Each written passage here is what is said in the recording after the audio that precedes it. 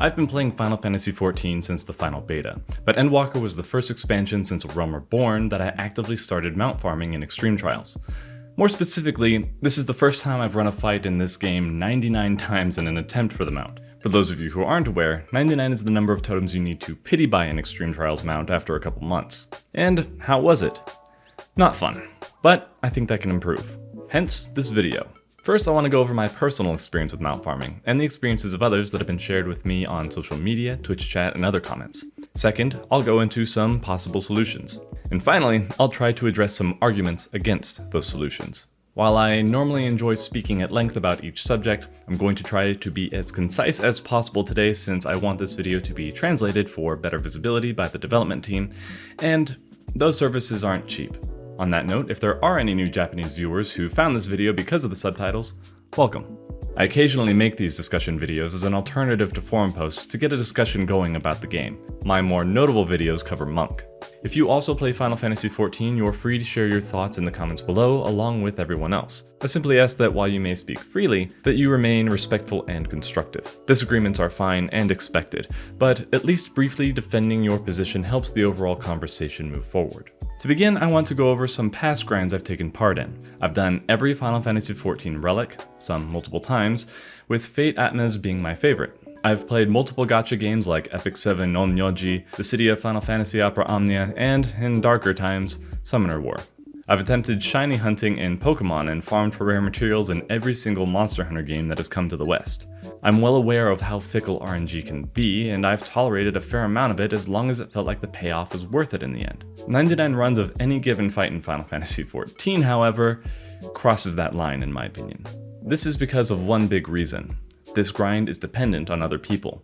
Or rather, it takes too long for a grind that relies on other people. Finding a competent and consistent group can be a chore on its own, but then you also have to roll against other people for the mounts that do drop. Even my streamer privilege couldn't help me here, as I lost every single roll, some of which were in the 90s. If you're strictly going for totems, getting 5 to 10 per week consistently can eat up a good portion of your game time. To be fair, some days are incredibly productive. Other days, however, your party finder can take a long time to fill up, only for you to get one clear and have somebody subsequently drop the party. This in turn causes others to follow suit even though the party finder description was farming loot. Others have shared my complaints in this. Some are conditioned to it, and then there are others who have acquired over 400 totems by the time I'd even gotten my 99. There is definitely a broad spectrum of players to consider here, but my goal today is to bring up 4 solutions that I think will make everyone as happy as possible. I will justify them afterwards. The first and simplest solution would be to make every Extreme Trial drop 2 totems. And Singer Extreme will be doing this, but it could be the standard for every trial. The second solution is similar to the first and would have the mount specifically only cost 50 totems when it is purchasable. I prefer this one because weapons would still require the same amount of time to grind out, which would keep the content alive longer during the patches they come out in. This is also the same number the Rathalos Extreme mount needs, and I believe this is a sweet spot that won't require future tweaks. The third solution would be, instead of increasing drop rates in future patches, increase the totems dropped with each update, or both. The fourth solution, and the one I believe most strongly in, is changing mounts specifically to personal loot. To reiterate, I think that weapons, gear, and crafting materials should remain on a loot table for the party to roll on. I'm simply asking for mounts to behave in the same way as triple triad cards and drop straight into your inventory, with the same or even lower drop rates, of course. The worst part about mount farming for me was having to roll against 7 new people every day. I do plan to form a static specifically for these fights regardless, but that isn't something everyone can do. As an honorary mention, some people resent the fact that they have to wait to buy the mounts with totems. They would prefer to be able to buy their mounts as soon as possible once they have their totems. I understand this sentiment, but I don't fully agree. The value of the Extreme Trial mounts isn't how difficult they are to attain, but how rare they are. Allowing the lucky players among us to show off their achievements before everyone else is a good incentive, in my opinion. Now on to some arguments against these changes. The first concern is usually that making it easier to achieve these mounts will reduce their value. To an extent, that is true. However, I'm not saying they be handed out freely either. I still believe the best rewards are the ones you work for. These solutions keep that in mind and may hopefully encourage even more players to participate, keeping the content much more active. On that note, the second concern is that making this easier will kill the content faster. To that, I say the players who want these rewards are going to be done within a month or two regardless of what happens. Players that don't care about mounts will be done in a couple weeks. And newer players will skip the content altogether because gear from 24-man raids, new tomes, and crafted items allow them to do so. I see this often in my streams.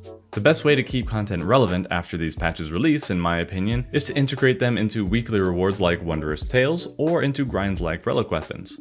Mount farming, on the other hand, is the most likely to get put off indefinitely in lieu of other content players can gain rewards from, at least in my experience. The third concern is that this is a slippery slope and that once we make it easier this time, players will not stop asking for future amendments. To start with, that is the nature of online games. Constant adjustment based on player experience. Even the fact that we can buy the mounts at all with totems was added after I and other players asked for ways to improve our chances back in the day. That doesn't mean adjustments should run rampant, of course, but where I don't think mount farming is in danger is my previous example of Rathalos Extreme. It requires 50 totems and I've never seen a whistle drop from a chest, and I wouldn't change a thing. To me, it had the perfect ratio of effort to reward, and I personally haven't heard anyone complain about it, at least regarding the totems. Plenty have mentioned how bad the drop rate is, to the point where the stories of it actually happening are practically legends. Finally, there are those among the player base that simply don't want newer players to suffer less than they did. I fundamentally disagree with this mentality.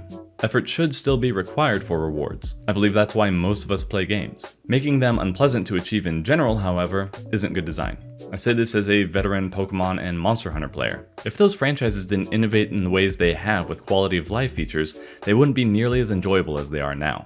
We need to adapt and move forward. The content shouldn't be easier to beat. It just needs to be less painful to earn the rewards.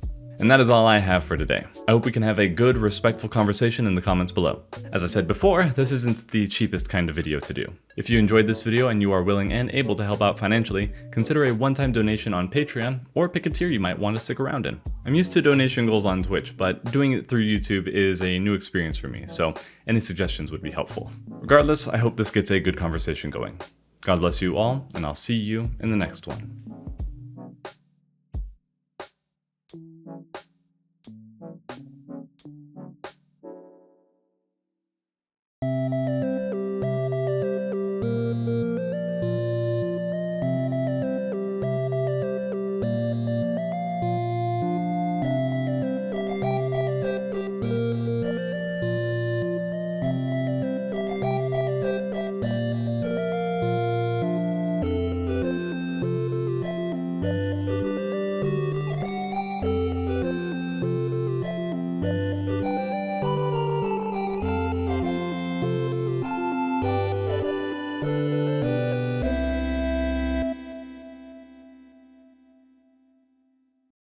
For those of you who aren't aware, 99 is the number of totems you need to pity buy an Extreme Trials mount after the...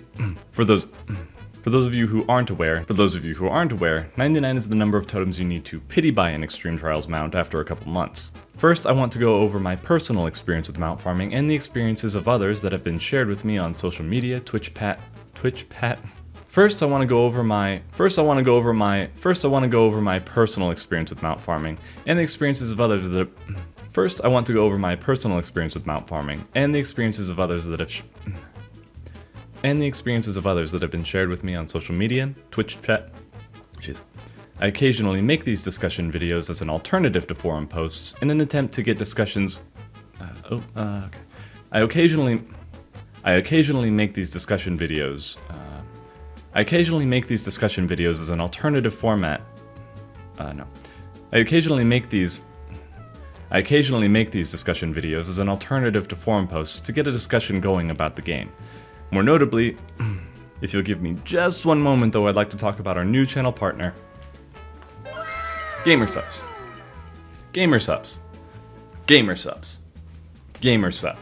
With Gamersubs use of L-theanine, with Gamersubs, you get energy in a smooth ride both up and down with only 100 milligrams of caffeine per serving. Speaking of going up and down,